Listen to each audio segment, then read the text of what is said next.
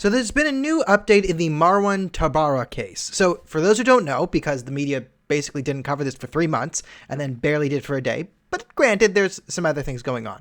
This is the Liberal MP who was arrested 3 months ago for stalking his ex-girlfriend and I think her current boyfriend, breaking into their home and beating the hell out of them. This was not reported to the press. They kept its mums. There was no consequences within the Liberal Party. He is still a sitting MP. It's, I think, just someone from the Globe and Mail happened to come across it, checked the story, and figured it out. And the Guelph police are sort of stand by in their sort of, yes, we chose to keep this private, which they wouldn't do for a normal person, and they especially shouldn't do for an MP.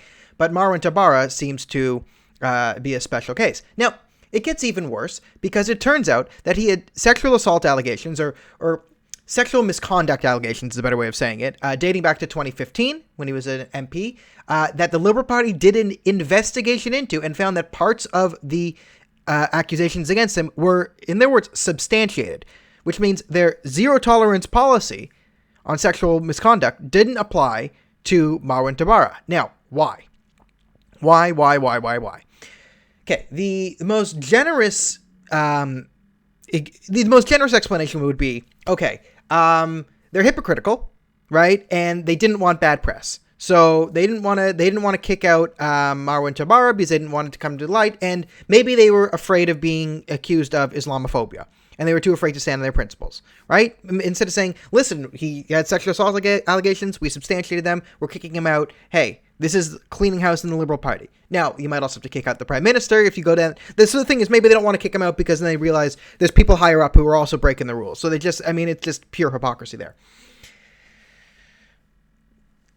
The other explanation is, well, he's actually probably maybe more connected than you think. And, why such a rookie MP? So, isn't it strange? Isn't it a bit strange that he has sexual assault allegations substantiated and stays in? Okay. You could say it's political correctness.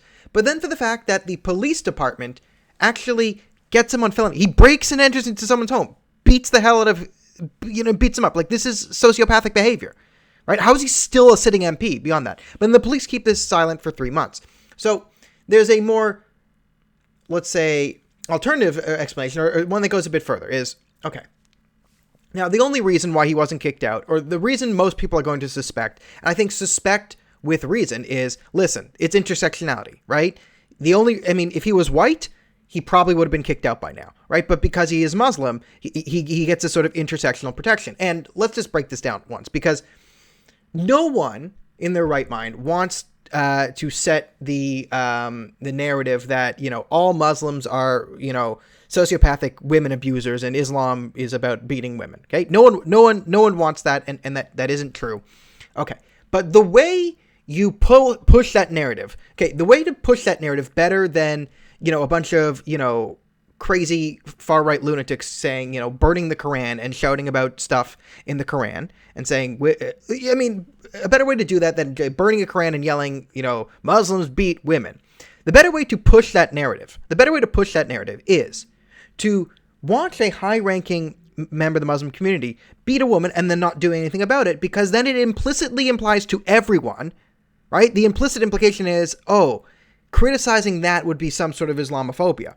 Right, and once you set that sort of ground, then implicit in that is that, abusing women is part of their culture, right? Which is what you're trying to not set the narrative into. Okay, so is there another possibility this goes even further? Does he have even nefarious connections, let's say, to extremist Islam, right? And I've been under the contention, and I've said publicly, that in the current Canadian political system, all the way from the Green Party to the Conservative Party, you are more likely to get advanced through within your party the more extreme Islamist your views are.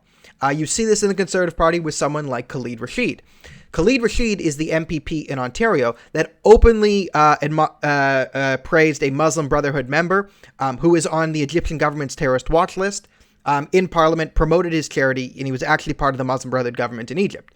Khalid Rashid then got promoted because of this. Khalid Rashid also does work with the ISNA, which has 3 different terrorism funding violations. There is no consequences to that. Omar Al-Ghabra, who is one of the highest ranking people in the Liberal Party, parliamentary undersecretary. He controls who gets access to Justin Trudeau.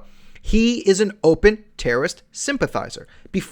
Right now he's sort of somewhat moderated his tone, but before he was allowed to run as an MP, he was open on the record, one, that he was very disappointed in about 65% of the Muslim community in Ontario. He excoriated them for not voting for Sharia courts, right? So that's one thing. 2, he openly was pro or sympathized with the terrorist groups Hamas and Hezbollah, said they were not terrorist groups. At the time, they still do, both of those groups, part of their charters, are openly calls to murder, kill every single Jew, not the Zionists. Every Jew on the planet should be dead. That is part of their charter. Both of those groups. He didn't see anything terrorist about them. Now his reaction is, I stand with the government of Canada on these things. So he's never sort of taken it back, but now he sort of says, I stand with the government of Canada. So maybe he's had a change of heart. But he got into power being an open terrorist sympathizer. The NDP.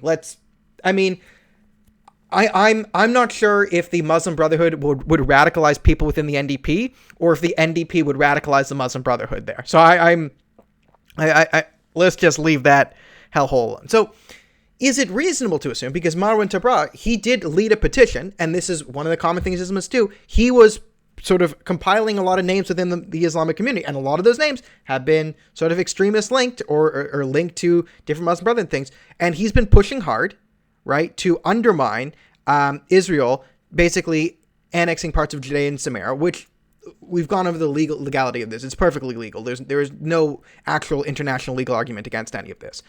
Won't stop people from trying to say there is one.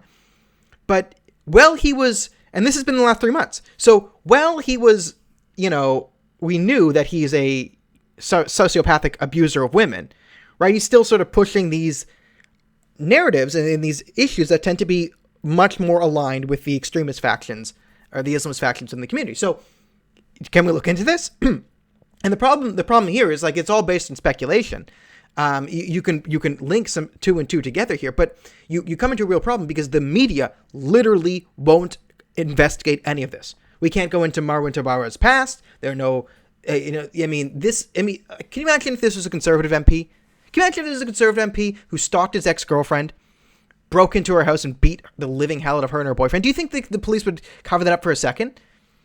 Right? And remember, the Liberal Party, which claims zero tolerance, they substantiated the allegations against him in 2015 and then still let him run for re-election. So zero tolerance clearly doesn't mean zero tolerance. This whole thing stinks to high hell. And I think it is reasonable to assume, based on past evidence, some circumstantial evidence around the case, and the way the current politics in Canada is structured, that there probably is something even worse going on than we're led to believe. And if there isn't, well, then the media sure makes it look like there is, because why the hell else aren't they talking about this stuff? And that concludes this rant for today. And as usual, Canada, can we just have someone not crazy in the politics, please? Just one person that I can't look at and be like, come on, one. I'm asking for one.